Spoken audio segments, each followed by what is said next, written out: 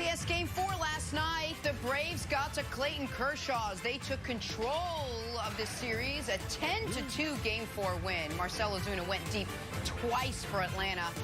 All right, Nick, what do the Dodgers have to do yet again to get back into this series, turning out to be a good one? Listen, they got a hit, obviously. I mean, I know everyone's going to bang on Kershaw, but the Dodgers had 3 hits last night. That's not going to get it done. But Brandon, Clayton Kershaw starts in the postseason are Lucy with the football, and I am Charlie Brown. I'm down, I don't know, the equivalent of a 2009 Toyota Camry, betting on Clayton Kershaw in the postseason. This is going to be the night he gets it. He doesn't get it done. It just kills me. I feel bad for him. I think the Dodgers win tonight. You said he was the greatest pitcher ever a couple days ago. That's what you just said, and now you're crushing him. I said he might be the best pitcher of the last 50 years, but he needs to be better in the playoffs. Prediction. I predict that they score another 11 runs in the first inning. Prediction. What? Oh. Like they did Game 3. It's a hell of a take. Yes. That's a way to be out on a limb. All right. That's where all the fruit is. I'll take the other side. Let's talk yesterday's big NBA news now. The Clippers have found a coach. He's a good one. He's a familiar one. LA tapping Ty Lue to take over a team that came woefully short of a title this year.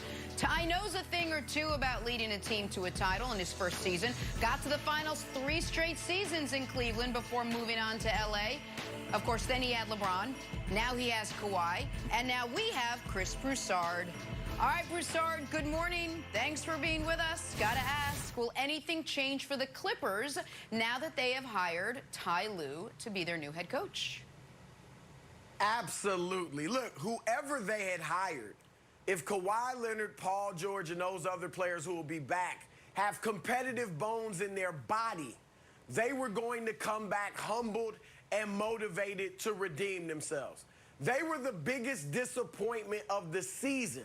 So they got to come back as competitors, more humble, ready to work harder, ready to develop more chemistry. Kawhi's got to do away with at least some of the load management. So I think that's a plus. But then let's bring in Ty Lue. One thing I consistently heard about Doc Rivers was that he would not hold his stars accountable. And that rubbed the other players the wrong way and disrupted the chemistry. Now Ty Lue, everyone says about Ty, he is not afraid to hold superstars accountable. If he held LeBron James accountable, he can hold Kawhi Leonard and Paul George accountable. That in and of itself will be a big help. We know the team has talent. There's no question about that. I think this is a good move for the Clippers. I'm not ready to make a prediction yet, but I think they'll be better this year than they were last year. All right, let me start with Ty. I am so happy for Ty Lue. He is a great guy. He's an excellent coach, and he held out for what he deserved salary-wise and contract length-wise, and it worked out to his advantage. And he still gets to live in L.A., and unlike if he were coaching the Lakers, his seasons are going to be about a month shorter than if he were coaching the Lakers. Yeah. So it's more money and less work. So that's good. So I'm happy for my buddy Ty. Now, as far as how much of an impact will this make, Chris Broussard, I have a very quick question for you. You've been on television for, I don't know, 15, 20 years. How many times you've been late to a show? God, I don't even know if maybe once. Never? Maybe once. I don't know. Okay. Yeah, all right. Maybe never. So I would say for us to see a cultural shift with the Clippers, I would say step 1 for Ty Lue is to tell Kawhi, you either got to move from San Diego or you got to set the alarm clock a little bit earlier. Because what was discussed in the Jovan Buha athletic report was one of the reasons folks on the Clippers felt Kawhi got special treatment was he couldn't even be bothered to show up to team flights on time all the time. So it wasn't just load management. It wasn't just practice when you want to practice. It's everyone's waiting on you to get here. And so it's one thing if Kawhi Leonard, Brandon, doesn't want to be a vocal leader. Yep. That's not who he is. Fine. It's another thing entirely if his actions are displaying either a lack of seriousness or a feeling of the rules don't apply to me at all, as basic as when the team plane is leaving. And I do think Broussard is absolutely right, Brandon, that it starts with Ty holding him accountable for those things at the very least if they're going to have a cultural shift in Los Angeles with the Clippers, Brandon. 100%. I absolutely love this hire. When I saw this on our sheet of what we're going to discuss today, I thought about 2016. And I think everybody remember this moment because it was an interesting moment. 2016, the NBA Finals, the Cavaliers against the Warriors. On the bench, 2 minutes, 27 seconds left. Ty Lue tells LeBron, shut that up. Do you remember that moment, Nick? So when you talk about holding your players accountable, like Ty Lue was able to do that with LeBron. So when you think about Kawhi and whether it's moved from San Diego and back to LA and set your alarm, or, you know, maybe we need to push you a little bit more. There's nobody that's more comfortable doing that outside of Ty Lue. They went in a locker room in that game. And it was the same conversation. LeBron James is going around to Damon Jones and then his teammate James Jones, and Ty Lue comes back out and says, shut up. This is my team. And they go on to win it. So I love Ty Lue because you talk about accountability and there's nobody better. But then there's another name, Paul George. And our producer, Charles, here on the show, there's nobody better about discussing the Clippers than him. He grew up a Clippers fan. So when I'm like, yo, so who do you think is the bigger problem? And his first response was Paul George. Like, that is the guy in the locker room that seems not to mesh with everyone else. So you insert Chauncey Billups. Chauncey Billups is that guy that can probably move him emotionally. For me as a player, it wasn't always the head coach. It wasn't always the wide receiver coach. Sometimes it was Todd Bowles in Miami, the defensive coordinator, that was able to move me emotionally and push me. And when I went to the Jets, it was Brent Boyer, our special teams coach. So I really like this combination. I think if they clean this up, they can easily be back where they're supposed to be next year. And that's in trouble. And your Lakers are in trouble. Oh, boy. I so also love the Chauncey hire, Broussard. Mom. But Broussard, I don't think they need a full demolition, because if they did, I think Ty Lue would have gone and joined the Pelicans with David Griffin. I think he looked at it and said, like, you know what? We just need a slight remodeling. We need to move 10%, and I think I can do it just like I did it with the Cavs. I think the Chauncey hire, it didn't get the big headline, but I think it's a very important hire. Like, I got to work with Chauncey a lot at NBA Countdown. If Chauncey was like, hey, Kevin, we're going to go to Mount Everest, I'm like, all right, I'll follow you up Mount Everest. He's that type of leader. I've talked to him about, like, personal stuff, career stuff. I've talked to him about what it's like to own a Wendy's franchise, which he owns a few of. The other good, interesting thing about not just how he's going to relate to Paul George, you think about it, Broussard, there's only been 31 guys who have won Finals MVP. Kawhi's won it, and Chauncey has won it. So the idea that Chauncey can relate to Kawhi on a different level, because that is the most select group of all select groups. The one thing I want to push back on you, Broussard, is this. With the season, we don't know what the season's going to look like. Maybe it starts in late January, maybe it starts in February. We don't know how it's going to play out. I don't know if the answer is Kawhi has to play more games. It doesn't feel like he wants to do that, and it feels like you'd be walking into a fight right away. I would rather take the tack that Toronto take, like, hey, what are we going to do? Let's make it work.